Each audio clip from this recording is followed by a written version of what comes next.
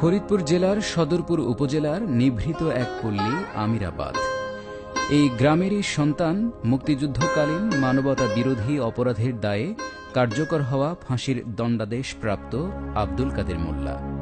আব্দুল কাদের মোল্লা প্রকৃত যুদ্ধাপরাধী ছিলেন কিনা তা তার নিজ গ্রাম আমিরাবাদে গিয়ে যাচাইয়ের জন্য তরুণ প্রজন্মের কাছে আহ্বান জানান আওয়ামী লীগ সংসদ সদস্য গোলাম মাওলা রনি। গোলাম মাওলা রনির সেই আহ্বানে সাড়া দিতে আমরা ছুটে যাই আব্দুল কাদের মোল্লার নিজ বাড়ি ৫ নং ভাষণচর ইউনিয়নের আমিরাবাদ গ্রামে। ছায়া ঘেরা এই গ্রামটির সদালপী মানুষগুলোর মুখে যেন হাসির ছিটে ফোঁটাও নেই। পুরো গ্রামটি যেন শোকে নীরব নিথর। গত ১২ই ডিসেম্বর ফাঁসি কার্যকর হওয়ার পর থেকে বুক ফাটা চাপা কান্নার আওয়াজ যেন এখনো থামেনি। তাহলে আসলে কেমন মানুষ ছিলেন আব্দুল কাদের মোল্লা? ১৯৬৮ সালে পার্শ্ববর্তী গ্রামের ২২ রশি শিবসুন্দরী একাডেমিতে শিক্ষকতা পেশায় যুক্ত হন। কিছুদিন শিক্ষকতা করার পর ১৯৬৯ সালে ঢাকা বিশ্ববিদ্যালয়ে এসে ভর্তি হন। এরই মধ্যে স্বাধীনতা সংগ্রাম শুরু হলে ১৯৭১ সালের মার্চ মাসে তিনি নিজ গ্রামে ফিরে আসেন। ২৬শে মার্চের কিছুদিনের মধ্যেই আমিরাবাদ স্কুল মাঠেই মুক্তিযুদ্ধের সশস্ত্র প্রশিক্ষণ গ্রহণ করেন। তাকে মুক্তিযুদ্ধের প্রশিক্ষণ দেয়া অবসরপ্রাপ্ত পুলিশ সদস্য নান্নু ব্যাপারী আজও তার জীবন্ত সাক্ষী। এভাবেই তিনি ৭১-এর সেই দিনগুলোর স্মৃতিচারণ করলেন। ১৯৭১ সনে আমিরাবাদ স্কুলের মাঠে আমি কাদের মোল্লার ট্রেনিং করাইছি, আমি খালেক মির্জা আর মঞ্জু। তখন কাদের মোল্লা জালামিয়া পিসার বাড়ি লজিং থাকতেন, ২২ স্কুলের মাস্টারি করতেন। নান্নু ব্যাপারীর মতো এমন অসংখ্য জীবন্ত সাক্ষী রয়েছে গোটা গ্রাম জুড়ে, যারা ৭১-এ মুক্তিযুদ্ধ চলাকালীন সময়ে আমিরাবাদ গ্রামে খুব কাছ থেকে দেখেছিলেন কাদের মোল্লাকে। তাই ৭১-এ মিরপুরে গণহত্যার মূল নায়ক কাদের কসাইয়ের বিরুদ্ধে ন্যাক্কারজনক সব অভিযোগ নিরপরাধ আব্দুল কাদের মোল্লার উপর চাপিয়ে দিয়ে রাজনৈতিক প্রতিহিংসা চরিতার্থ করার উদ্দেশ্যে ফাঁসি কার্যকর করায় ক্ষোভে ফেটে পড়ল গোটা গ্রামবাসী। নামাজ কামাই দেয় না, আর কারো অন্যায় মধ্যে যোগ দেয় না, আর কোনদিন দেখিনি কিছু ওটা ব্যাং মারছে, মানুষ মারা দূর কথা, ব্যাং মারতে দেখিনি। কাদের মোল্লার কোনের কথা কইবে গেলে আবার এখন আর এসে ধরতে মানে না। তার মতো সরল লোক আর ভালো লোক খুব এই পৃথিবীতে কমই আছে। তাই এই জালিম সরকার একদিন এর ফল আল্লাহ তারে দিবই, এর মধ্যে কোনো সন্দেহ নাই। কাদের মোল্লা কারো ক্ষতি করেনি আজ পর্যন্ত। আমার জীবনে আমার বয়স ৪৫-এর উপর গেছে, আর বাপেও কোনোদিন দেয়নি যে কাদের মোল্লা কোনোদিন ক্ষতির কাজ করছে। যুদ্ধ চলাকালীন পুরো সময়টা তিনি লজিং থাকতেন ধলা মিয়া পীর সাহেবের বাড়ি। ধলা মিয়া পীর সাহেব বেঁচে না থাকলেও পাওয়া গেল তার ছেলে মাহবুবুল আলমকে। ৭১ সালে যুদ্ধকালীন সময়ে তাদের বাড়িতেই কাদের মোল্লাকে দেখেছেন অবস্থান করতে। তারই ছোট ভাই বোনকে পড়াতেন কাদের মোল্লা। 71 আমি তো 68 থেকে আমি চাকরি করি, 71 থেকে উনি এখান ছিলেন। 71 আমি ২-৩ বার আসছি, ২-৩ বারের মধ্যে আমি ওনাকে ২ বার দেখছি আমাদের বাড়িতে। ভালো মানুষ হিসেবে আমার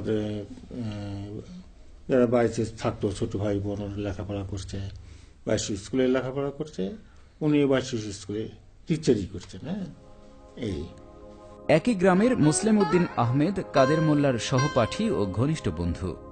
২২ রশি স্কুলের প্রাক্তন এই প্রধান শিক্ষক কাদের মোল্লার সাথে দীর্ঘদিন সহকর্মী হিসেবেও কাজ করেছেন। ৭১-এর দিনগুলোতে কাদের মোল্লার সাথে গ্রামেই কাটিয়েছেন পুরো সময়। ১৯৭১ সালের বঙ্গবন্ধুর ভাষণের পরে কিছুদিন পরে ওনার সাথে দেখা হয়। তখন বললো যে আমি ঢাকা থেকে চলে আসছি, তুমি কোথায় থাকো? তখন বললো যে আমি দালামিয়া হুজুরের বাড়ি থাকি। তো ওইখানে থেকে ১৪ রশি বাজারে দালামিয়া হুজুরের মেজো ছেলে রইসুদ্দিন আহমেদের সাথে উনি ১৪ রশি বাজারে ভুসি মালের ব্যবসা করত। সেই সুবাদে ওনাকে আমরা দেখছি। তো এবং উনি এখানে যখন 71 সনের পুরাটা 71 মাস সন যখন এখানে ব্যবসা করত, তখন আমাদের সাথে উঠা বসা, এবং আওয়ামী লীগের যে থানা সভাপতি ছিল এটা মানে শাহজাহান তালুকদার সাহেব, উনি আমাদের এই হাই স্কুলের সেক্রেটারি ছিলেন। সেই সুবাদে আমরা ওনার ওইখানে যাইতাম, সেখানে কাদের মোল্লা সাহেব থাকতো। আল্লাহ তারে এসে ব্যস্ত নসিব করো, এবং আমরা এই দেশবাসী একজন দেশপ্রেমিক লোককে হারাইল। তার মৃত্যুটা আমার দৃষ্টিতে সে শহীদ হয়েছে। ৫ নং ভাষাঞ্চর ইউনিয়নের চেয়ারম্যান কাদের মোল্লার সহোদর ভাই মোল্লা মঈনুদ্দিন আহমেদ নিজেও যুদ্ধকালীন সময়ে ভাইয়ের সাথে মুক্তিযুদ্ধের প্রশিক্ষণ নেন। কিশোর বয়সে বড় ভাইকে দেখে অনেকটা অনুপ্রাণিত হয়েই প্রশিক্ষণে অংশ নিয়েছিলেন তিনি। কিন্তু কাল্পনিক তথ্য উপাত্তে মিরপুরের কুখ্যাত কাদের কসাইয়ের নোংরা অভিযোগ নিজের ভাইয়ের উপরে চাপিয়ে দিয়ে ফাঁসি কার্যকর করায় শোকে বাকরুদ্ধ এই মানুষটিও। উনি কোনোদিন একটা মিথ্যা কথা বলছে এরকম কোনো অভিযোগ কারো তোলার সুযোগ নেই। একটাই ব্যথা যে একজন নিরপরাধ মানুষকে এইভাবে অন্যায়ভাবে রাজনৈতিক কারণে যে তাকে ফাঁসি দেওয়া হলে এটা আমাদের মনে ব্যথা, আর কোনো ব্যথা নেই। 71 আমি ক্লাস 5-এর ছাত্র, উনি ফিজিক্সের ছাত্র ছিল, শহীদুল্লাহ হলে থাকতো। উনি 23-24 তারিখের দিকে বাড়িতে চলে আসছে। এই পুরো যুদ্ধকালীন সময় উনি বাড়িতে এবং চরমুকুন্দা ধলামিয়া হুজুর ভাই থাকতেন। মাঝে মধ্যে বেশিরভাগ সময় হুজুর বাড়িতে থাকতেন, তার 2 মেয়েকে পড়াইতো। 71-এর যে সময় আমরা 26শে মার্চ এপ্রিলের মাসের দিকে এখানে ট্রেনিং দিত, ওই সময় আমিও ওনাদের সাথে ট্রেনিং দিতাম। উনি সেই জায়গায় ট্রেনিংও দিত, অথচ ওনার বিরুদ্ধে অভিযোগ আজকে মিরপুর উনি থাকতেন, এটা তো প্রশ্নই আসে না। যে পল্লব হত্যার মামলা ওনাকে আসামি করছে, সে পল্লবের আপন ভাবি বললো যে আমরা সাক্ষী দিল যে আমরা কাদের মোল্লার নাম মামলা হওয়ার পরে শুনছি, অথচ তারই স্বাস্থ্য ভাই সাজানো নাটক করলো যে কাদের মোল্লা মারছে। কাদের মোল্লা যে মাইরে থাকে 75 সাল পর্যন্ত বঙ্গবন্ধু ছিল ক্ষমতায়, তখন তো তার বিরুদ্ধে একটা জিটিএনটি হয় নাই, তার বিরুদ্ধে কোথাও একটা মামলা হয় নাই। এতদিন পরে 40 বছর পরে এই লোকগুলো কি করে কাদের মোল্লাকে চিনল? শুধু অপরাধ জামাত ইসলামী করে, এবং সরকার রাজনৈতিক প্রতিহিংসার কারণে তাকে জেলে পাঠাইছে, এবং জেলে পাঠানোর পরে তাকে মৃত্যুদণ্ড দিচ্ছে। রাজনৈতিক প্রতিহিংসা, অন্য কোনো কারণ নেই এখানে। একটা মামলার 2 পক্ষের সাক্ষীদের সমান সুযোগ থাকতে হবে, এবং এটাকে বলা হয় ইকুয়ালিটি অব আর্মস। তা আমরা একে তো প্রসিকিউশন যে পরিমাণ সাক্ষী দিয়েছে তার থেকে অনেক গুণ কম পেয়েছি, এবং যে কজন সাক্ষীকে অ্যালাউ করা হয়েছে তাদেরকেও, যাদের নাম তারা জানতে পেরেছেন, নানানভাবে তাদেরকে হয়রানি এবং তাদেরকে হুমকি ধামকি এগুলো দেওয়া হয়েছে। সবশেষে যেটা হচ্ছে যে কয়েকজন স্পেসিফিক সাক্ষীর ব্যাপারে, যেমন সুশীল মণ্ডল নামে আমাদের একজন সাক্ষী ছিল ডিফেন্স পক্ষের, তিনি যখন সাক্ষী দিতে আসবেন বলে তারা নিশ্চিত হয়েছে, তারপরে তিনি ঢাকায় এসেছেন, এরপরে তাকে খুঁজে পাওয়া যাচ্ছে না, এবং আমরা মনে করছি যে তার অবস্থা ওই সুখরঞ্জন বালির মতো হয়েছে এবং তাকে হত্যা করা হয়েছে কিনা সেটা আমরা আজও জানি না। অন্যান্য সাক্ষীদের মধ্যে যারা আদালতে এসেছেন, মাহবুবুল আলম, মুসলিম উদ্দিন, নান্নু ব্যাপারী, এদের প্রত্যেককে সাক্ষী দিতে আসার আগে বা পরে তাদেরকে হুমকি দামকি দেওয়া হয়েছে। এবং একজন উল্লেখযোগ্য সাক্ষী ছিলেন একজন ধলামিয়া পীর সাহেবের ছেলে, তিনি একজন ইম্পর্টেন্ট সাক্ষী ছিলেন এবং তিনি সাক্ষী দেওয়ার জন্য এসেছিলেনও, কিন্তু তার বাসায় ডিবি পুলিশ গিয়ে তার সন্তানদেরকে তাকে হুমকি ধামকি দেওয়ার কারণে তিনি আদালতে আসতে সক্ষম হননি। রাত্রি 11:30 বাজে খুলে দরজা, সবাই ঘরের মধ্যে হচ্ছে, মিষ্টি ভাষায় আমার নাম ধরে গালাগালি করছে, তোমাকে থানায় যেতে হবে। আমি তো থানায় কেন যাবো? আমি কোনো অন্যায় করিনি। শেষে বললো যে ঠিক আছে, তো তুমি এখন বাড়ি চলো। আমি বললাম যে এই রাত্রে তো আমি বাসা ছাড়তে পারবো না, তো যদি না যাস কালকে সকালে চলে যাবি, সকাল 8টার মধ্যে আমরা আবার আসবো, 8টার সময় এসে যদি তোরে পাই, তোরে এবং তোর 2 ছেলেকে উঠে নিয়ে যাবো, আর কোনোদিন আকাশ দেখতে পাবি না। এইরকম রাষ্ট্রযন্ত্র যখন সাক্ষীদের বিরুদ্ধে লেগে যাবে, সেই লোকের বুকের পাটা কত বড় যে এই সত্য বলার জন্য আদালতে আসবে। যে এর বাইরেও কিন্তু বিভিন্ন সময় মন্ত্রীরা কথা বলেছেন, কে সাক্ষী দিতে আসে আমরা দেখব, এবং এর জন্য আমরা কিন্তু আদালত অবমাননার মামলা করেছিলাম একজন মন্ত্রীর, 2জন মন্ত্রীর বিরুদ্ধে, একজন সংসদের উপনেতা সাজেদা চৌধুরী আর একজন মতিয়া চৌধুরী, যারা সরাসরি বলেছিলেন যে এরা যেন বাড়ি ফিরতে না পারে। তো মন্ত্রী পদে থেকে যখন এইভাবে জেনারেলি হুমকি দেওয়া হবে, কোনো মানুষের পক্ষে স্বাভাবিকভাবে এসে তাদের বুকে এত সাহস নেই যে তারা এসে সাক্ষী দিবেন। এবং এর বাইরে স্পেসিফিক সাক্ষীর ব্যাপারে তারা বাসায় গিয়ে হুমকি ধামকি দিয়েছেন, ভয়ভীতি দেখিয়েছেন, গ্রেপ্তারের ভয় দেখিয়েছেন। এই কারণে কারো পক্ষে যেমন সত্য বলাও সম্ভব হয়নি এবং অনেকে আসতেও পারেননি। এর মাধ্যমে ন্যায় বিচার হয়নি। আব্দুল কাদের মোল্লা আজ পৃথিবীতে না থাকলেও তার রেখে যাওয়া এলাকার অবকাঠামোগত উন্নয়নের ছোঁয়া পুরো এলাকা জুড়ে ভাস্বর। সংসদ সদস্য না হয়েও এলাকার মানুষের জন্য ব্যক্তিগত উদ্যোগে করেছেন রাস্তাঘাট, ব্রিজ, কালভার্ট, বিদ্যুৎ সহ অসংখ্য উন্নয়ন কর্মকাণ্ড, যার প্রতিফলন ঘটল স্থানীয় মানুষের কণ্ঠে। অনেক ভালো লাগছিল। এই ব্রিজ, কালভার্ট, আপনার মনে করেন যে এই কারেন্ট, বিদ্যুৎ, মনে করেন কাদের মোল্লার অবদানে মনে করেন ওই দুবডাঙ্গি পর্যন্ত সমীর মেম্বারের বাড়ি পর্যন্ত হয়েছে, ওই এলাকা পর্যন্ত।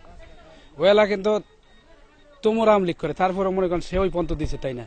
বিদ্যুৎ, স্কুলের রাস্তাঘাটে এই রাস্তা ইট বিছি না মনে করেন সারা মধ্যের চর দিছে।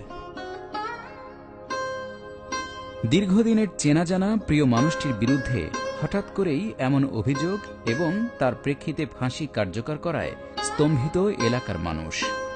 তার বর্ণাঢ্য জীবনের চারিত্রিক বৈশিষ্ট্যের সাথে যেন কোনো সাদৃশ্যই খুঁজে পাচ্ছেন না গ্রামবাসী। গত ইউনিয়ন পরিষদ নির্বাচনে ওনার প্রতিদ্বন্দ্বী যে ছিলেন 21 ভোট বেশি পাওয়ার কারণে দলীয়ভাবে কাদের মোল্লা সাহেবের ছোট ভাইকে ইউনিয়ন সভাপতি সাহেব দলীয়ভাবে তাকে বিজয় করার জন্য প্রস্তাব রাখছিল যে স্যার আপনি চলে যান, আমরা আপনার ভাইকে বিজয়ের ঘোষণা দেব।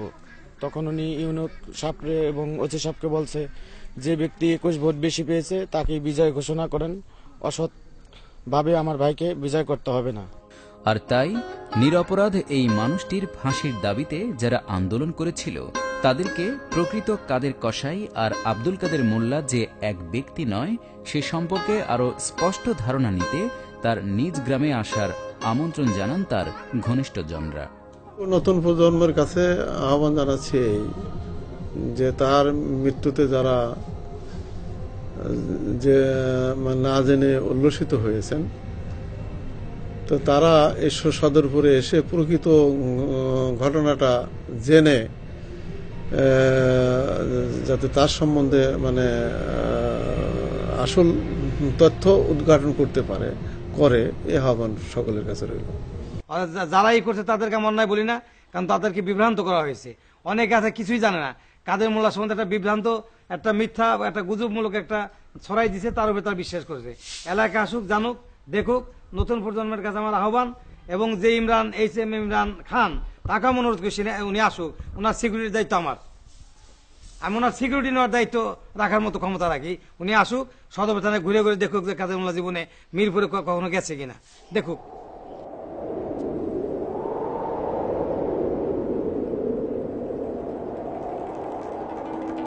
বাড়ির উঠানের এক কোণে বাবা মায়ের কবরের পাশে এভাবেই চিরনিদ্রায় শায়িত হয়েছেন মানুষটি। নির্দোষ হয়েও দোষী সাব্যস্ত করে অন্যায়ভাবে তাকে যে সাজা দেওয়া হয়েছে তার বিচার এই দুনিয়ার আদালতে না পেলেও আল্লাহর আদালতে ন্যায় বিচারের আশায় জান্নাতি আবহে প্রতীক্ষা করবেন সেই দিন পর্যন্ত।